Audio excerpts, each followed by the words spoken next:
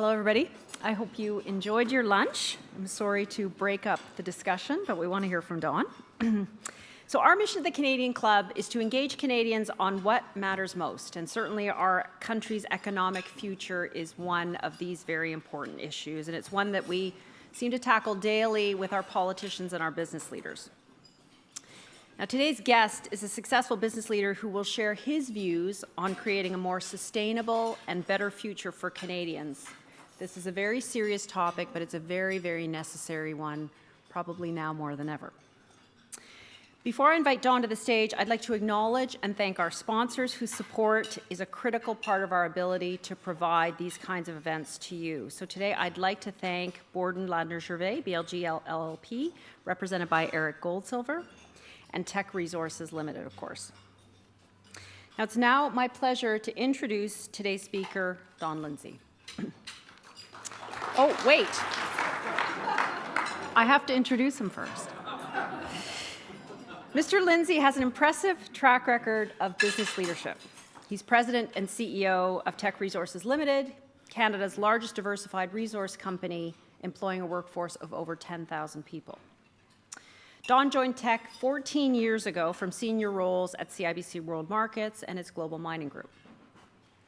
Now, in addition to his role at Teck, Don is about to celebrate his first anniversary as chair of the Business Council of Canada, which is a not-for-profit, nonpartisan organization represented by the leadership of 150 of Canada's leading companies with a mission to advance a better Canada. In this role, Don is a vocal advocate for policies that create jobs and investments that will deliver prosperity for all Canadians. Don is a busy man, but also finds time to chair the International Council on Mining and Metals. Additionally, he serves on several boards, including Manulife Financial, which I see represented here, thank you, and on the BC Children's Hospital Foundation. Mr. Lindsay's power and influence have been recognized in British Columbia and around the country, and a few of these accolades of note include the British Columbia Community Achievement Award, the Outstanding Volunteer Fundraiser Award, the Order of British Columbia, and an honorary Doctor of Laws degree from the University of Windsor. Don, we are pleased to hear from you, and welcome to the Canadian Club of Toronto.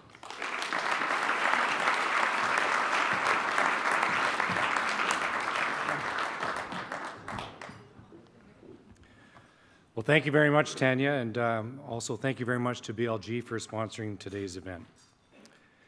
It is an honor to be invited to speak by an organization with the proud tradition and history of the Canadian Club. And like all of you, I am a very proud Canadian, and if you'll just indulge me for a minute, I want to tell you just how proud a Canadian I am. I was born right here in Toronto and lived here for much of my life. Growing up, Dave Keon was my favorite hockey player. I thought he was the best to ever play the game, and that he always would be. But now that I've lived in Vancouver for almost 15 years, I know that Henrik and Daniel Sedin were just as good, and they were pretty good too. Along with Toronto and Vancouver, I've lived and worked in Newfoundland. I was up in Labrador with the Iron Ore Company of Canada. I've lived and worked in Montreal. I even worked for 4 months in Saskatchewan, in northern Saskatchewan, an underground uranium mine, a predecessor company to what is now Cameco. That's 5 provinces so far. My first 2 daughters were born in Toronto, and they took French immersion from age 3. My third daughter is a Nova Scotian born in Cape Breton. Actually, her family's given me an honorary Cape Breton passport. And she took Mandarin from age 3 because we live on the West Coast. Over the years, my father and I canoed 26 of Canada's greatest rivers, alternating between one in the far north near the Arctic Circle and then one in either Ontario or Quebec. In my time with Teck, we've operated mines across the country from BC to Newfoundland to Nunavut. And then there's Alberta. My family is originally from Alberta, and my father was born in Edmonton and went to the U of A. And his great uncle, Dr. Neville James Lindsay, was one of the first doctors in Calgary way back in the 1800s. And this is where the story gets a bit interesting. Because Neville Lindsay was close friends with Sir William Cornelius Van Horn, who was the chief engineer of the Canadian Pacific Railway, who helped build the railway. And back in 1885, Van Horn invited my great-great-great-uncle to go to Craigellachie for the ceremony of the last spike. So he went to his wife, said that he was going to the ceremony. She said, no, you don't, because they just had a little baby girl, and they already had boys age 5 and 7. She said, you're not going unless you take the boys with you. Well, he did, and they went out on Van Horn's personal railway car, which I believe is in the Heritage Museum today. Now, roll the clock forward, and on July 20th, 1969, does anybody remember what happened that day? That's the day Neil Armstrong stepped on the moon. So on that day, I met the 5-year-old. He was now 89 years old, and he was the last surviving person who was actually there when the last spike was driven. My father and I went out to pick him up at the airport. We went back to our house, and on a little black and white TV, we watched Neil Armstrong step on the moon, and then he told me this story. It's like the bookends of history, from man on the moon to the last spike of the railway. And he said, you know, there's that famous photo where Sir Donald Smith, wearing the top hat and so on, is hammering in the last spike, and all those people in top hats. One of the most famous photos in Canadian history. A lot of people know that actually Donald Smith missed the spike on the first attempt and bent it, right? So they think that the photo was taken on the second attempt. Well, what my uncle told me in 1969 is that that's not true. What actually happened on the second attempt, a big brown bear came over the hill, and everybody in top hats scrambled for safety on the trains, and they had to outweight the bear, and they got the photo on the third attempt. So years later, in 2005, I'm now the CEO of Teck Resources, the largest railway customer in the country, and I'm having dinner with the CEO of Canadian Pacific Railway, Fred Green at the time. And I tell him this story, and I can tell that he doesn't really believe me, right? But he says, you know, CP, they've got these great archives, and you check it out. And it turns out the story was true.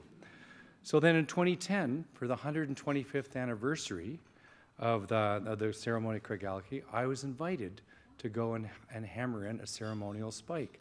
And Fred did one too. Now, I got to tell you, it's not as easy as it looks. Like the sledgehammer, you know, they call it a spike mold. It doesn't have like a surface. It's like this going, you have to be really accurate, which is why Sir Donald Smith probably missed in the first place.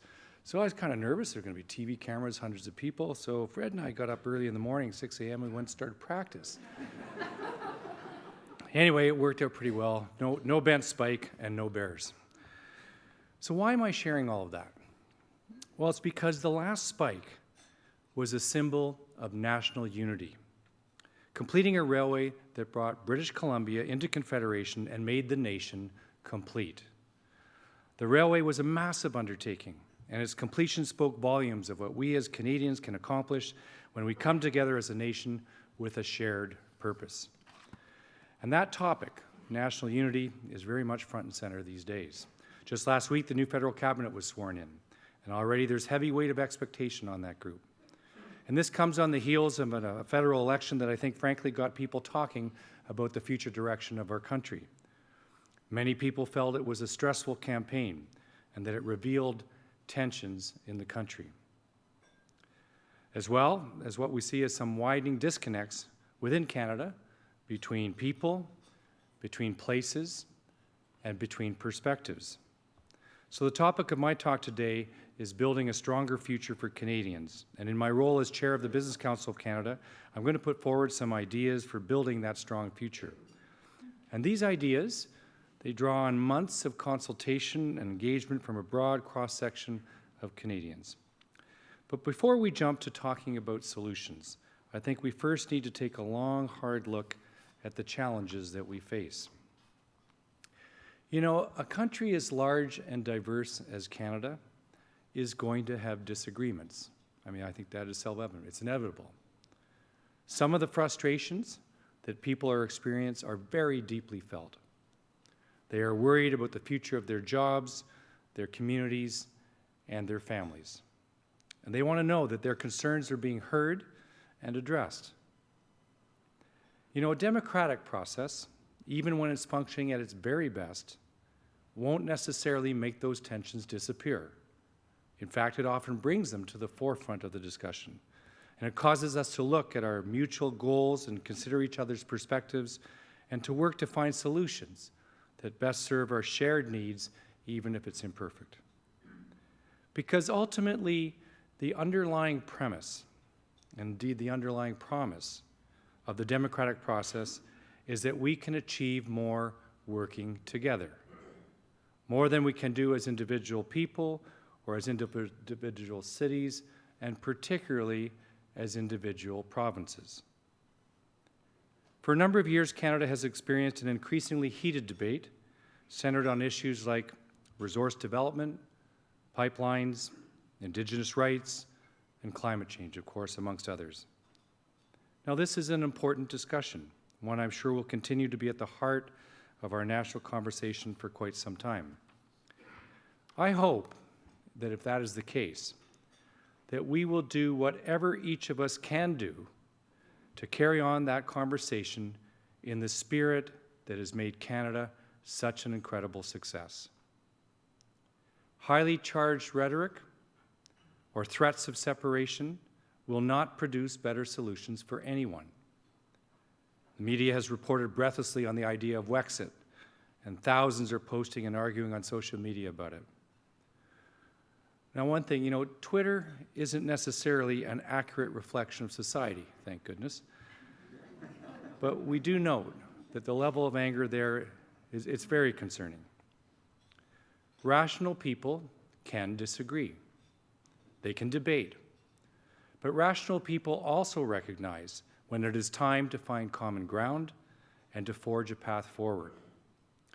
And pretending the economy can provide opportunity and education and health care and a high standard of living without a strong resources sector is just misleading. The CIBC CEO, Victor Dodig, suggests that natural resources are Canada's family business. I think that's probably true. But it is also misleading to think that economic considerations can trump critical challenges like climate change or inequality. Pitting these issues against each other, framing them as a binary choice, or worse, as a partisan badge of honor, that will not move us towards solutions. A fractured nation and a splintered approach will do harm to both our environmental ambitions and our economic hopes. Our greatest successes, just like the Canadian Pacific Railway, have always come when we've worked together as one Canada. So who remembers when Canada hosted the 2010 Olympics? It's almost 10 years ago. Do you remember how you felt when Alex Bilodeau won Canada's first gold medal on Canadian soil? Wasn't that special? Or do you remember the gold medal hockey game and Sidney Crosby scoring in overtime? That is Canada. And when we come together, we can set the standard for the world for sustainable growth. We can top the globe in quality of life. We can even beat the world in Winter Olympic gold medals when we set that as our ambition, as we did with Own the Podium. And don't take my word for it. Canada's first Prime Minister, Sir John A. Macdonald, said this about the strength of national unity, and I quote, he said, "If I had influence over the minds of the people of Canada, any power over their intellect, I would leave them with this legacy. Whatever you do, adhere to the Union. We are a great country and shall become one of the greatest in the universe if we preserve it. If we shall sink into insignificance and adversity, if we suffer it to be broken." Well, drawing on that sentiment, I hope that all of us, business leaders, labor leaders, Indigenous peoples, politicians from every region, and all citizens, whether right, center, or left of the political spectrum, will all see this moment for the important inflection point that it is. This is a point to move beyond division, beyond argument, and put our country, our communities, and our children first, and to challenge each other to find solutions that strengthen our bonds and create shared prosperity for all. And that's really what my theme today is, of building a strong future Canadians. It's all about shared prosperity, finding practical solutions to strengthen the economy and build prosperity for all of Canada. And that was the goal when the Business Council of Canada launched the Task Force on Canada's Economic Future last February. And that ultimately culminated in the plan, which we released a few weeks ago. And from the very start, we recognized that this plan and its recommendations had to be different. It couldn't be just a wish list to the government of self-serving recommendations to benefit businesses, because we knew that a room full of CEOs deciding what's best for Canada would rightly be met with skepticism from the public and from the government, and rightly so. The fact is, phrases like economic competitiveness or regulatory certainty, they just don't carry much weight with regular Canadians. Chuck Magro, the CEO of Nutrien, is one of the business leaders who stepped up to lead the task force, and he was featured in a recent Globe and Mail article in which he talked about how corporations and CEOs haven't done a good job communicating to Canadians on how things like trade and growth and competitiveness are essential to their own prosperity. And he said, and I quote, "Business has to stop talking about business and start talking about people." And I thought that was a great sentiment that really captures what we wanted to do with this task force. And it's why we set two important factors to make this different from the business task force reports that have come before. First, it had to be inclusive and reflective of all of Canada, not just companies. So we undertook an 8-month process of research and consultation across the country. We literally heard from tens of thousands of people, including business organizations, but also labor organizations, Indigenous groups, social policy experts, urban planners, environmental groups, and many, many more. And second, this is very important, business had to step up as well. It can't all come down to recommendations for the government. We, as business leaders, needed to include tangible actions for business to contribute to the shared prosperity. And the result of this work is a task force report called A Better Future for Canadians. And there's a copy at each of your seats, and I encourage you to read it and consider some of the ideas that we're putting forward. And I won't go into every recommendation in detail, but I did want to highlight some of the key policy themes that it does cover. Starting with resources, climate, and infrastructure, and I put these together because they're all so closely entangled in the national discussion. Look, we need to get our resources to markets, and we need to protect the environment, and we need to take action on climate change. We need a truly national strategy that positions Canada where we should be, and that is as a global leader in both world-class resource development and world-class environmental performance. Canadians expect it of us. Whether they're our employees, our customers, or even our shareholders, they are all rightly making ESG and SDG, the Sustainable Development Goals, standards that are our priority. Did you know that oil produced with the latest technology in the Canadian oil sands now has a lower carbon footprint than half of all the oil that's refined in the United States? Did you know that Canadian LNG can displace hundreds of coal-fired power plants and reduce global GHG emissions and make the planet a better place? Even the copper and steelmaking coal that we produce at Teck's Canadian mines are amongst the lowest carbon intensity of any that are mined in the world. Putting the infrastructure and strategy in place to share those responsibly produced resources with global markets will create employment here and a cleaner world everywhere. Next is skills and labor. 7 years ago, there were 4 working-age people in Canada for every senior citizen. In the next 16 years, that ratio is going to drop to just 2 to 1. And it is this one issue that applies to all sectors of the economy, and it's likely the answer that many CEOs would give if they're asked what's keeping them up at night. They would say recruiting and retaining critical talent. That kind of demographic shift has real consequences for all people. It will drive up healthcare costs, it will drive up taxes, while at the same time constricting growth. And there are steps that we need to be taking right now to ensure that we can meet those challenges and continue to grow our economy. Third, taxes and regulations. And it's probably not surprising to hear that a business organization has ideas for taxes and regulations. But the truth is, they are a huge drag on our economy. We are losing our tax competitiveness and our regulatory competitiveness to other countries. Competitive tax and regulatory regimes are the key ingredients to economic growth. There is no way to get around it. And yet, this is unbelievable. The last time Canada had a comprehensive tax review was the year in which our current finance minister was born, 1966. Finance Minister Morneau was 53. That's the last year there was a comprehensive review. And when you consider all that has happened since then, how is it possible that the current regime can possibly address present-day realities? And then on the issue of regulations, I want to make it clear. Our goal is to improve regulatory efficiency while maintaining or even strengthening the standards. These are not mutually exclusive exercises. There are all sorts of examples around the world where countries have actually deregulated while actually strengthening standards, no compromise. Our failure to address this issue has had its consequences. Did you know, and this is a sad fact, that since 2006, Canada has fallen from 4th place to 23rd in the annual World Bank study that measures the regulatory burden on business, and believe me, the momentum is to the downside. However, like Chuck Magro said, talking about taxes and regulations doesn't mean anything to most people. What does mean something to most people, what does matter, are jobs and access to opportunities. And those, in turn, of course, depend on companies investing in new growth, and yet 2/3 of Canada's domestic industries have experienced a decline in business investment since 2014. The simple fact is other countries have made themselves more attractive to new investment while we've fallen behind. And last but not least is Canada's place in the world. Canadians have long taken it as a given that we punch above our weight globally.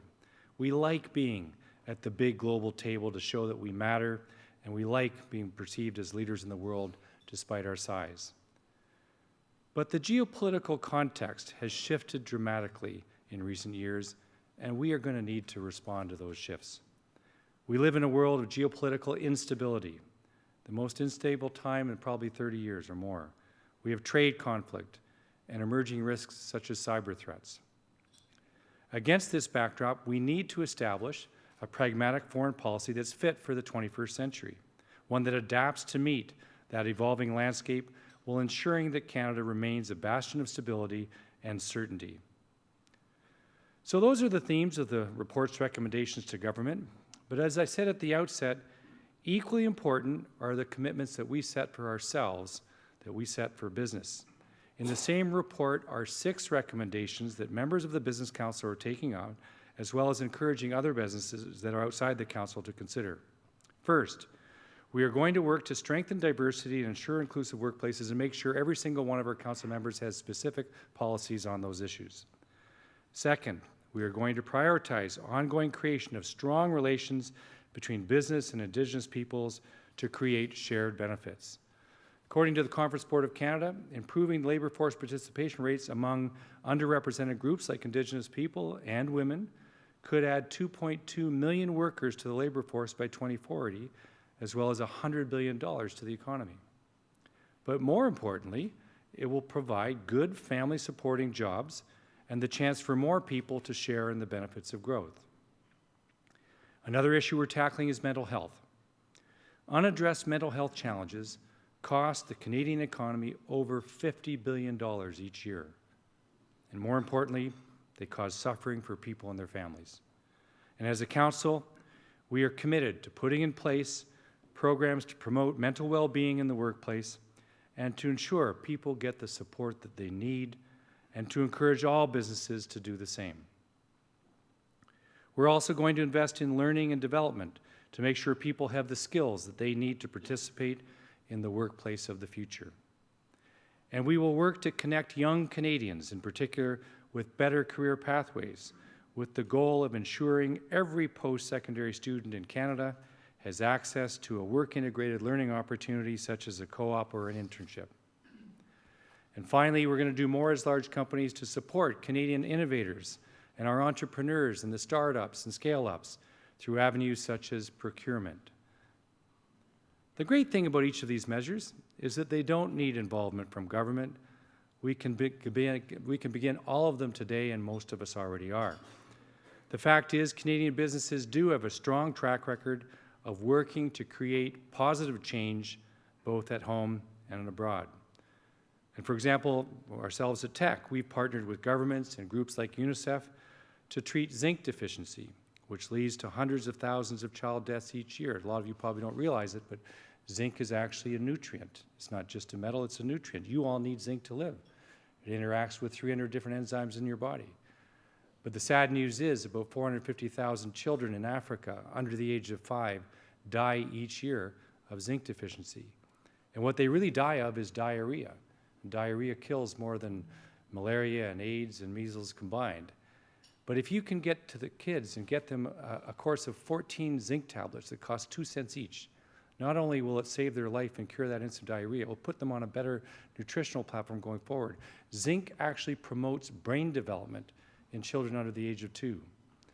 Well, the partnerships we put together since 2011 have now reached more than 160 million people worldwide, including 54 million children in countries like India, Burkina Faso, Ethiopia, Kenya, Senegal, Peru, and Nepal.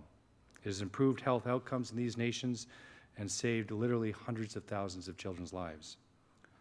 We've also installed antimicrobial copper surfaces in new healthcare facilities, in intensive care units, to eliminate hospital-acquired infections, which have now become the 4th leading cause of death in Canada. These are the superbugs. They kill more than people die in traffic accidents. It's terrifying. But did you know that a superbug on a copper-coated surface, 99.8% of them die within 2 hours, whereas on stainless steel surfaces, they live for days and days. So this will make a big difference over time. We've supported land conservation in Western Canada that has protected areas of wilderness that are now equal to 3 times the size of Metro Toronto. And I'm also proud to add that Teck's social and environmental performance is now ranked #1 in the world for mining companies by the Dow Jones Sustainability Index, and Corporate Knights that reviews 7,000 companies around the world with a market cap of $1 billion or more, and they come up with the global 100 most sustainable companies.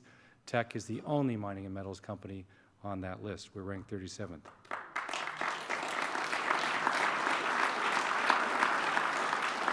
Thank you.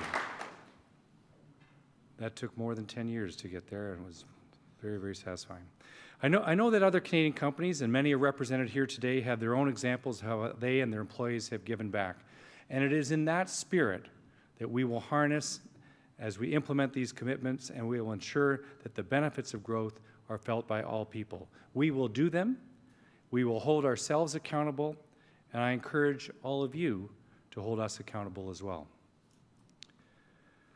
So that's a really quick summary of the report from our task force on Canada's economic future, and I encourage you to read the full report when you have a few minutes, or visit our website at www.itsaboutcanada.ca. I think you'll find some concrete, actionable, and practical ideas.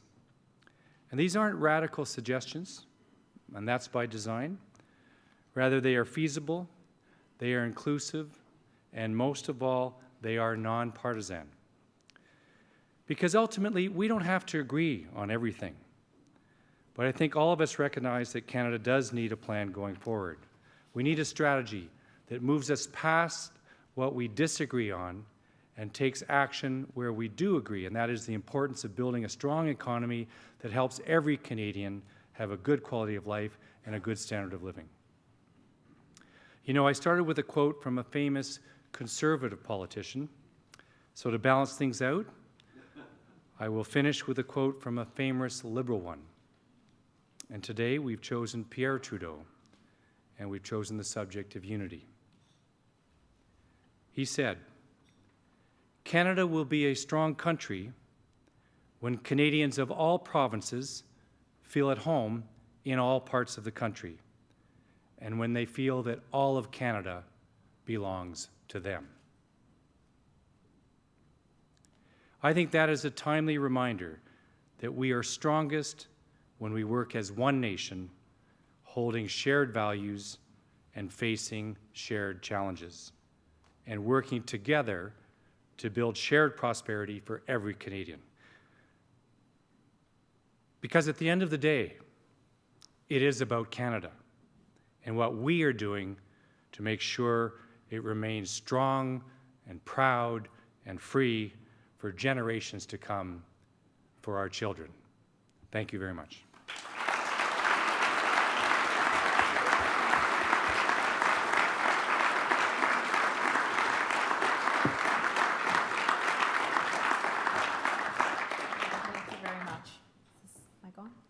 So we do have a few questions for you, The first one is, tell us more about some of the biggest challenges you feel Canada and the Canadian economy are facing.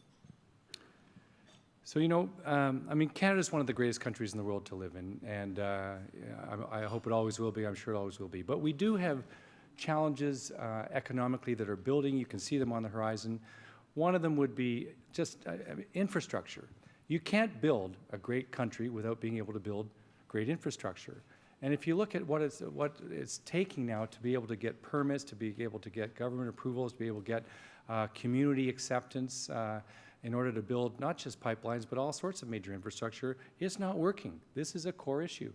If you look at investment and the ability to attract not just foreign investment, but investment by our own companies here in Canada, that we're tying people up every which way. If you look at regulation, ability to get permits, these are so challenges. We have one operation that had been running for 40 years. We wanted to get a life extension of 20 years. It took us 7 years to do that. 7 years to get the extension.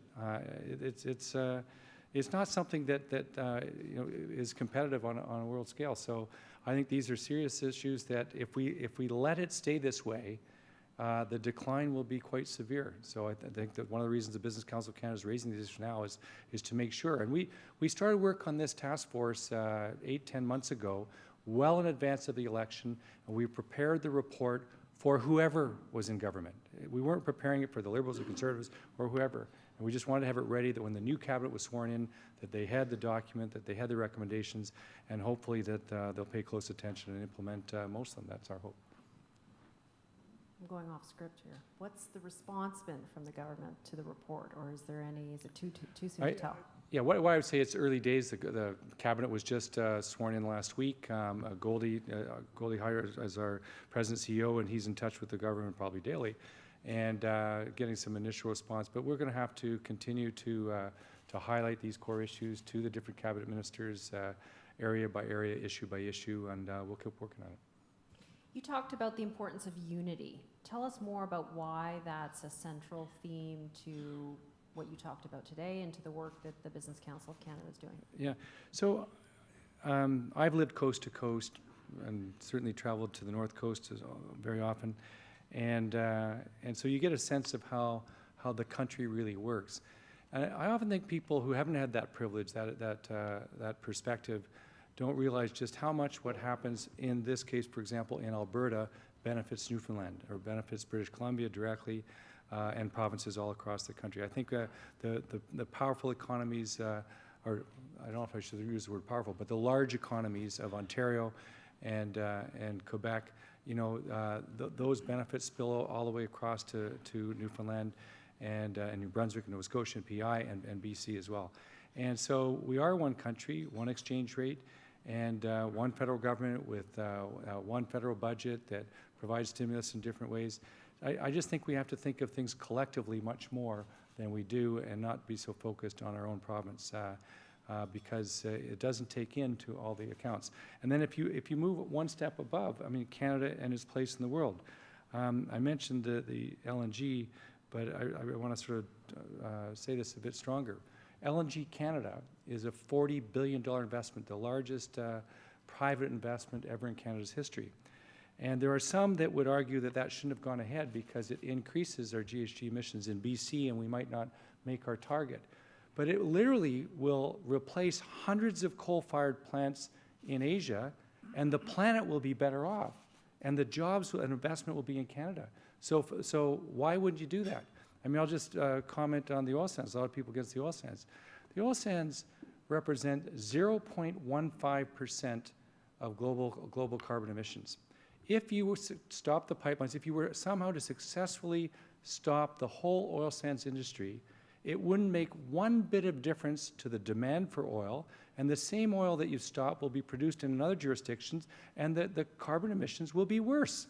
So the planet will be worse. And it's crazy.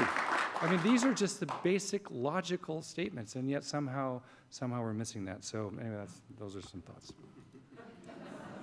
I could start and get going, but... So you touched on a number of recommendations in the report. If you were to leave this room wanting us to remember kind of the 1, 2, or 3 things that you think are critically important, things that we can do as business leaders going forward, what would those be? Well, as business leaders, so I think a two-part answer to that question. First, on the business leaders, the 6 steps that we highlighted in the report I think are really important. And you'll note that those are all about people. Like they're all about whether it's diversity, inclusion, Indigenous relationships, whether it's skills and training, and or even buying from startups. You know, big companies can make a point of buying from startups to help them, give them a leg up and go. I think those are so important. And I'm proud that the Business Council took this approach this time and didn't just give a laundry list of recommendations to the government, that we at the same time say, we're going to do this. This is going to be our contribution, and Goldie and I will be making sure that they're all doing it. That's our job. But on the other side, I think if I had to choose one, and I know the federal government, you know, it's difficult. They're not going to just take all 6 of our recommendations and do it all. That's not how the world works. But if they could do one thing, I think it's the regulatory burden. I mean, this measure where we've dropped from 4th to 23rd and going lower, and if you look at all of the discourse that we have and the pronouncements coming from the government, the tone at the top, as I call it, it's all about more regulation. And, you know, I'd like to see a different tone at the top. Like, you know, in my industry, I have to slug it out against Australia. And why don't we just say, let's figure out how we're going to beat Australia and how we have a better regulatory environment than they do. Because I talked to a deputy minister last week and the deputy minister to the Premier of British Columbia. He said, oh, we could do it. If the political leader says, I want to beat Australia, we can make that happen. And I think I'd love to see Prime Minister Trudeau say, I want to beat the U.S. at this. Because you know what? The U.S. is trying to beat us. Guarantee you that they're competing against other countries. And just see the leadership of Canada stand up and say, you know what? Canada's going to compete. Canada's going to win. Just like we said, we're going to own the podium, and we did. We're going to compete economically. We're going to beat the United States at their own game, and that's what we're going to do. And I want to see the political leadership say that.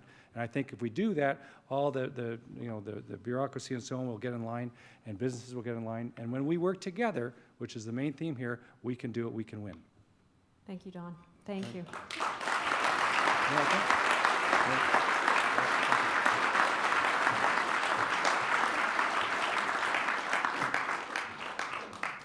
Don, thank you very much. On behalf of the Canadian Club of Toronto, I want to thank you for giving us a taste of your advocacy on behalf of Canadians. Listen, it's fantastic to have, as an immigrant to Canada, to have someone stand up and talk about how proud a Canadian you are, I think is inspiring, and I hope all of us feel inspired by your story, but most importantly, your passion for this country. You are right. Prosperity requires partnership. No sector or level of government or investor can tackle this goal on their own, and I think your quote, "We can achieve more together," is a critical one for all of us to think about today. You were very convincing in your argument that we all have to work together to strengthen capacity, investment, and growth. And it is very refreshing and reassuring to see how you're leading by example with Teck. So you noted your company showing on the Dow Jones Global Sustainability Index and how you are committed to social and environmental leadership. And I happen to know you're doing a lot on the gender file too, so I appreciate that. We appreciate the Business Council of Canada's advocacy on behalf of Canadians. Bending the ear of government is much easier when business leaders like you are stepping up to have those conversations. So I wish you continued success in your role at the BCC. And I think if we think about another quote that you left us with today, to sort of borrow from Chuck Magro, business has to stop talking about business and start talking about people. I think that's when we can finally connect some of these issues of whether it's regulatory burden or infrastructure spending to what does it mean for regular Canadians. Now, before we conclude, I'd like to again extend thanks to our sponsors, BLG and Teck Resources, and I would also like to thank MediaEvents.ca, Canada's online event space, and VVC for live streaming today's event. Thank you all for being with us. Thank you, Dawn, for being with us today to share your thoughts, and we hope to see you again soon.